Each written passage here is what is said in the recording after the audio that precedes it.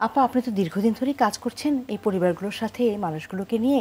আপনার যে অভিজ্ঞতাটা হয়েছে সেই অভিজ্ঞতাটা যদি আমাদের সাথে শেয়ার করেন। ধন্যবাদ।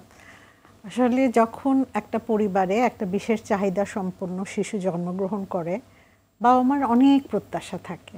তো যখন তারা জানতে পারেন যে তাদের শিশুটি একটা বিশেষ চাহিদা সম্পন্ন শিশু, তখন কিন্তু তাদের মনোজগতে একটা বিশাল পরিবর্তন ঘটে। আমরা জানি যে সন্তান নিয়ে সব বাবা মার একটা অনেক আকাঙ্ক্ষার জায়গা থাকে। এখন স্বাভাবিক বাচ্চাকে লালন পালন যেভাবে করা যায়, এই বিশেষ চাহিদা সম্পন্ন শিশুদের তো ঠিক সেইভাবে লালন পালন করা যায় না, কারণ তাদের বিশেষ কিছু চাহিদা থাকে। তো এক্ষেত্রে বাবা মারা তো অবশ্যই চ্যালেঞ্জের সম্মুখীন হয়।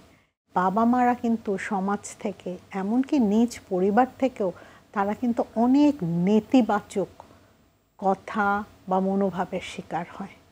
একটা বিশেষ চাহিদা সম্পন্ন শিশু, সে যখন তখন সে জিদ করতে পারে, চিৎকার করতে পারে, শব্দ করতে পারে।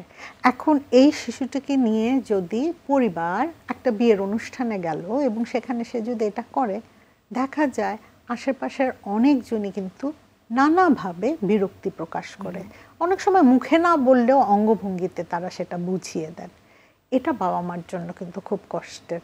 বাবা মা কিন্তু এই সন্তানদেরকে সবসময় বাসায় রেখে আসতে পারবে না, তাদেরকে সমাজের সব জায়গায় মেশাতে হবে। বাচ্চারাও তখন শিখতে পারবে, প্লাস সমাজের অন্য মানুষরাও কিন্তু তাদেরকে গ্রহণ করাটা শিখতে হবে। এটা দরকার আছে।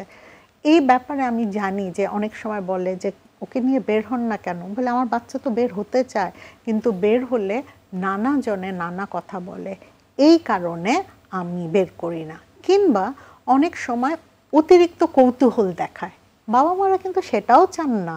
হ্যাঁ, ইভেন ভাই বোনকে জিজ্ঞাসা করে ওর কি হয়েছে, ওর কি অসুবিধা। এই যে অতিরিক্ত কৌতূহল, সেটাও কিন্তু কাঙ্ক্ষিত না।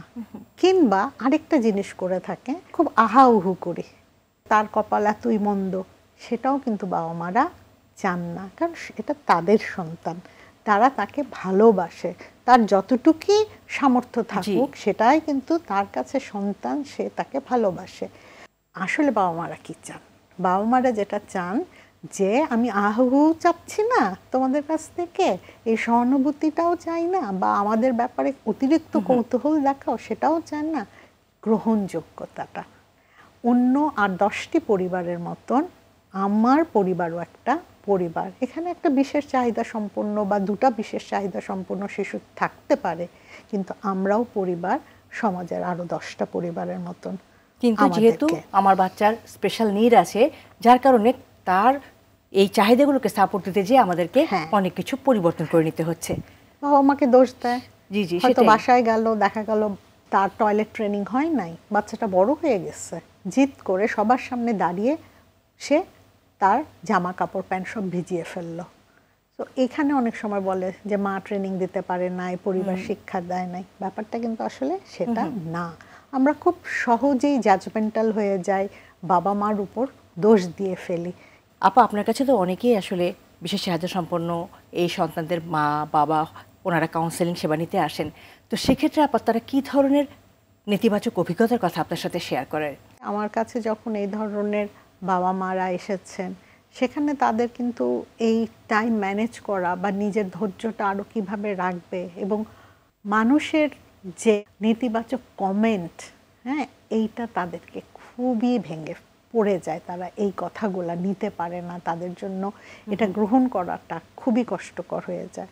যেমন একজন বলছিল যে তাকে তার শ্বশুরবাড়ির লোক বলেছিল যে একটা সুস্থ সন্তানও তো তুমি জন্ম দিতে পারলে না।